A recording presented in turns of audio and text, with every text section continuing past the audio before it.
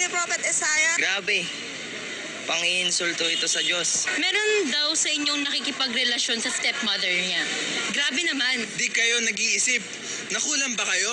Sa maniwala kahit sa hindi, ang mga narinig ninyo, mga linya sa Biblia. Ito ang New Testament Pinoy version, ang pinakabagong bersyon ng Biblia ng Philippine Bible Society. Taglish ang pagkakasalin para raw swak sa panlasa ng mga kabataan.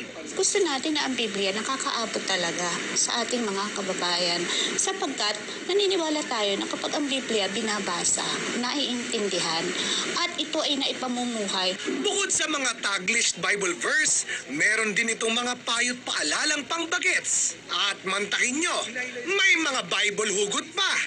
Ang kasalanan ay parang body odor na hindi naitatago. Pero pag nag-confess ka kay Lord, dilinisin ka kanya at ikaw ay magbabago. Kahit walang paki sa'yo si Crush, lagi namang concerned ang Diyos sa'yo.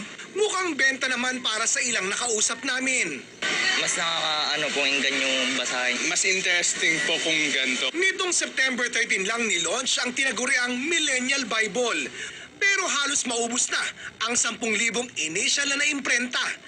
Pero para sa ilan, hindi raw ka-accept ang naturang version.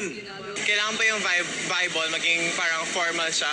It's very ridiculous and it's napaka-disrespectful if we're going to put it in that language. Yung essence po, parang nawawala.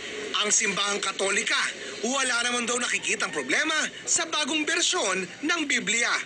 The Word of God can be expressed in so many ways.